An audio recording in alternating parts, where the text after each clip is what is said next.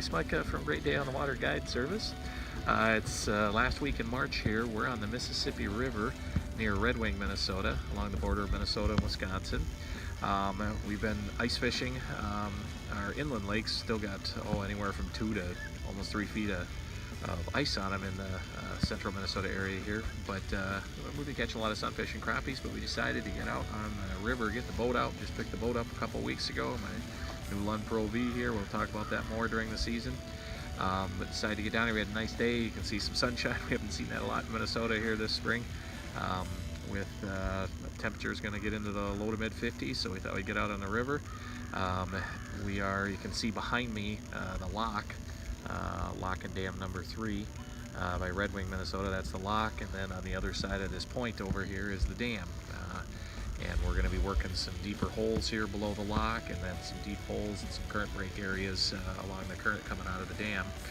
Not too high water, too much current yet, so lots of areas we'll be able to fish, but the fish should be concentrated along these current breaks and these holes. We should catch walleyes and saugers. So we'll talk about, while we're fishing, we'll talk about the techniques that we're using as we're getting fish, and go through water depth and all of the things that we're doing. So stay with us, and hopefully we'll get into some Mississippi River walleyes and saugers in March.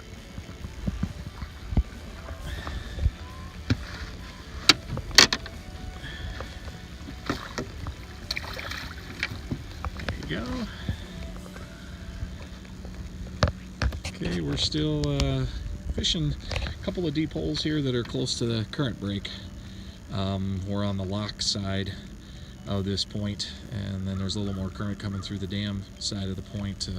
On the other side of that point there's a couple of nice holes in here. So we're finding walleyes and saugers here.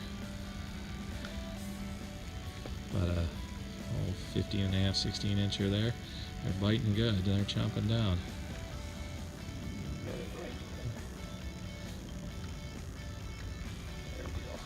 Alright, let's take a look at him there. Okay, go ahead and put him in the box. We're going to have him for supper.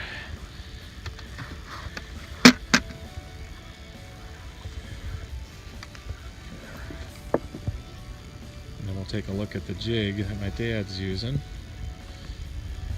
I'm gonna hold that jig up there. We're gonna look at that.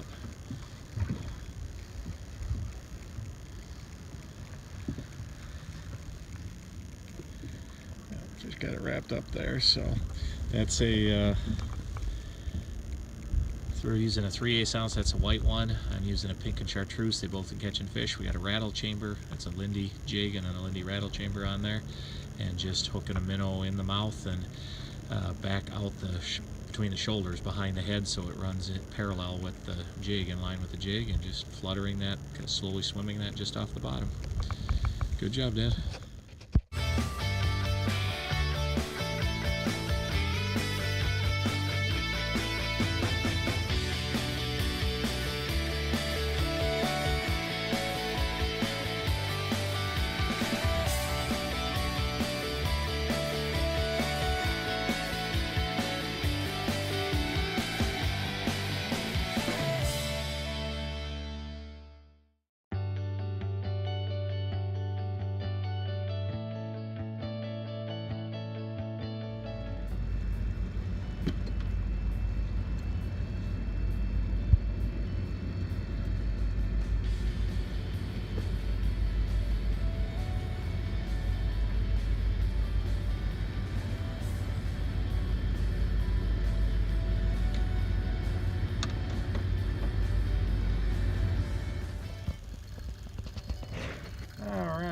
We got something big here. Not sure if this is a walleye or not. Could be a big catfish maybe too.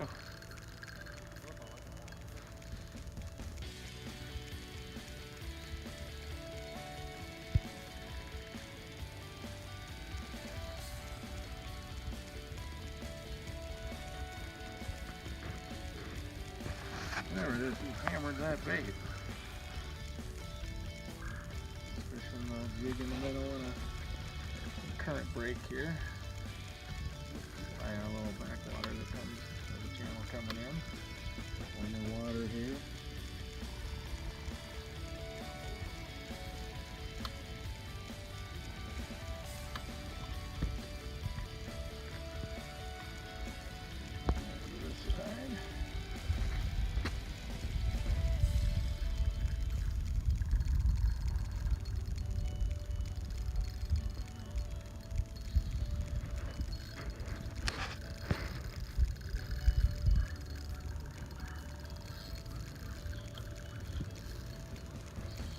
All right, we're gonna do a little time lapse here. We'll be back when we get him up closer. We got him in here. We took the camera out to get the net and get him in. That is a big catfish. So we're gonna get a still photo of him and then we'll do some more video releasing him. All right, we'll get that big girl back.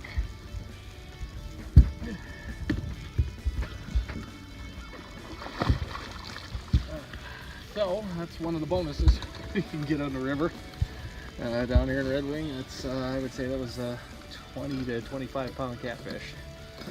So we'll see if we can get some fish that we're looking for, though, some more walleyes here.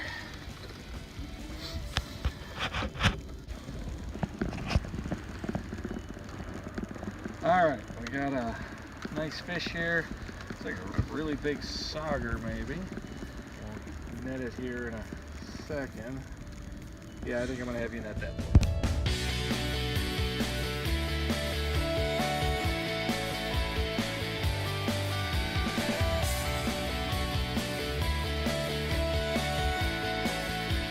Alright, we got him in here, a nice big. I think this might be a Sauger. I gotta take a closer look when I get that hook out.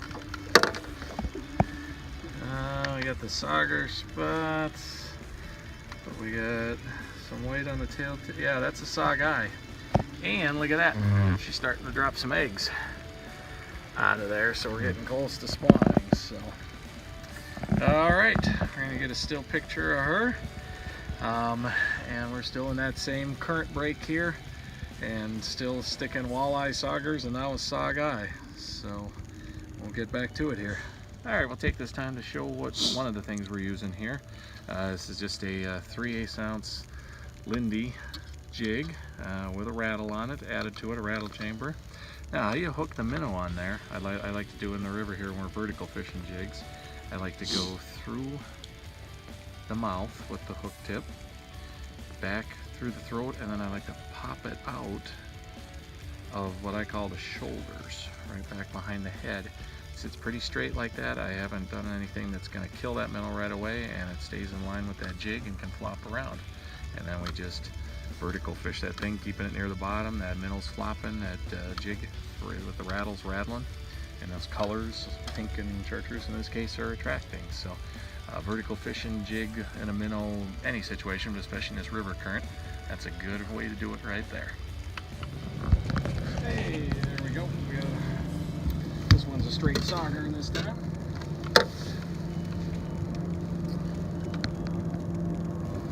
Little guy, but a pretty little guy in there. You can see now, that last one, you can see we've got the markings. We don't have the white tail tip, and we have the Sauger markings on the side, so that's a straight Sauger there. Get back to it and see if we can get a walleye and have all of them. No, we got walleyes already, but see if we can get some bigger ones. All right, we got another one here. Same spot. I get the net for this one, so it's a little big to swing.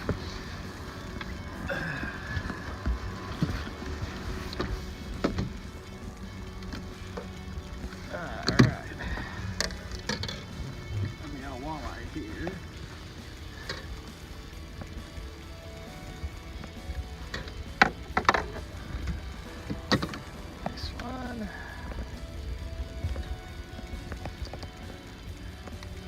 Jumping down, he doesn't want to let go of that. It's, you know, the water temp is not real warm yet, and we've got kind of poor water quality conditions, so it's, you got to sit right on top of them, and there you go. You got to sit right on top of them and just let them sniff out and find that jig and that minnow. But yet the strange thing is, it seems like a slow bite because of that, but when they hit it, they hammered. You saw how good that guy was hooked up. So walleye there, so we're catching everything today. Walleye, Saugers, the one Sauger. We'll get back to it here, still using, you were picking up a color pattern too, that pink. We've caught a couple on the white, but that pink and chartreuse seems to be a bait right now, so I try to replicate that pattern too. So we'll get back when we get some more. Hey there.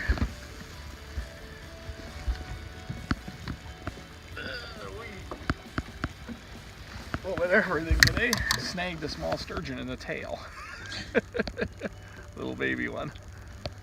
So we've got catfish, sturgeon, walleye, saugers, and a sauger today. So beautiful day on the river.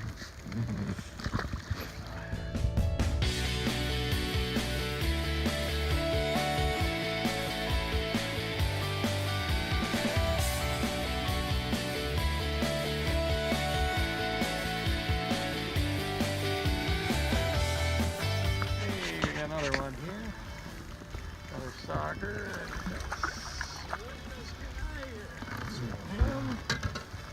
So you can see the jig and the minnow sticking out of his mouth there. Oh, now he's gonna bite down. He still wants it. He slammed that good. So we're just kind of trying to keep that jig just off the bottom and just lifting once in a while, just drop, make sure we're close to the bottom. We're just kind of letting it flutter there and leaving it sit right in front of the fish because we got, you know, very dark water conditions here, not very good visibility. We got that rattle on that jig rattling, that minnow's in line there, and it's just fluttering above the bottom, and all of a sudden just boonk, they hit it. So good eater sauger there. We'll get back to it here. We're knocking them around pretty good today, even though the conditions with the dark water and the high water and all the crud in the water, we're still doing pretty well. This is probably a 17, 18 inch, nice stout one here. We're fishing, we're gonna keep this fish for supper. We're fishing, this one happens to be an orange and chartreuse. Pink and chartreuse has been working, white's been working, but a 3/8 ounce jig with, we've added a rattle chamber onto these jigs, made by Northland.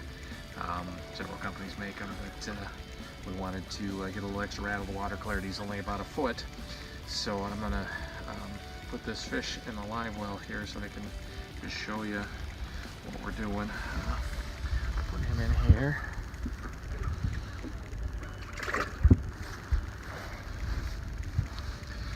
So we're just hooking a minnow through take the hook through his mouth, bring it back between his gills, and then out the top of his shoulders, kind of behind the head so we don't damage him too much, and then that way he runs in line with the jig, and then we're just fishing that jig down, keeping it within less than a foot of the bottom, 6 inches of the bottom in this dark water, and we're just kind of swimming it along, lifting a little bit, lift and check, and there's bottom, just swimming along, that minnow's just swimming along behind. Using a alternating here between a 6 and a 6.5 foot medium power spinning rod with a real fast tip on it, and a good spinning reel. This is a St. Croix rod, Fluger reel, spooled with 8-pound Hest Berkeley Nanofill. The water clarity is not very good here, so you don't need any kind of fluorocarbon. You can tie that braid right onto the jig, and we're fishing. You can see behind me there's a point there. To the left of the point you run up, you can see the lock, and around the other side of the point is the dam here in Red Wing.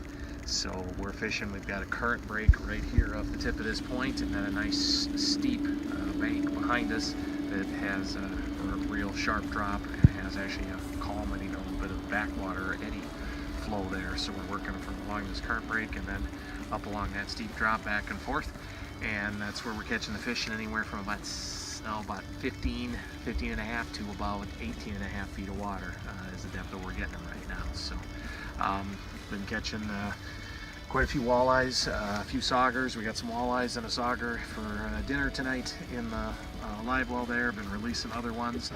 Well, we're gonna call it a day here. It's about 3:30 in the afternoon. We had a nice day. We caught saugers and walleyes and a sauger up to about, well, anywhere from about 12 to 20 inches. Bringing a few home to eat. And then we also caught a 20 to 25 pound catfish, and had a good sized sturgeon up to the boat, came off when we were trying to net it, and then actually snagged the tail, a little sturgeon. So a little bit of everything. We missed quite a few fish. We released some not intentionally. We had a few come off on us, but good day overall here on the Mississippi River in Red Wing. Good time to get out in the spring when we've got too much ice to be on the lakes. You get out here and catch some nice fish. Thanks for watching, good luck, and I'll see you out there next time. Hi, Troy Smutka, owner and operator of Great Day on the Water Guide Service, and thank you for watching this episode of Fishing and Hunting the North Country. While filming this episode, I was reminded with our purpose for filming this show. We hope to educate and entertain and inspire about hunting and fishing and enjoying the outdoors. But really, in addition to that, I spent a lot of time thinking about the main reason a lot of us spend a lot of time in the outdoors, and that's quality time with family and friends. I started fishing with my mom and my dad and my brother, and hunting with my dad and my brother. Now my kids, my 2 daughters and my son, enjoy hunting and fishing. In between there, I formed a good friendship with a lot of buddies that are hunting and fishing partners. And I got to thinking about filming this episode because earlier this month I got the news that one of my hunting friends had gone home to be with the Lord. Kurt Schuft was a lifelong friend. We were friends back to elementary school, playing t-ball together. His dad Les was our family dentist. I have countless memories of Kurt and his dad Les, and myself and my brother Trent and my dad Nate out hunting together, and countless memories over the years of time spent in the field and in the blind and in the boat with Kurt. Kurt was a guy who loved everybody, a guy who could make anybody laugh, and he'll be sorely missed. But I have the memories of all the time we spent together to get me through, even though Kurt left us too early. I love you, buddy. I'll miss you, and thanks for the memories.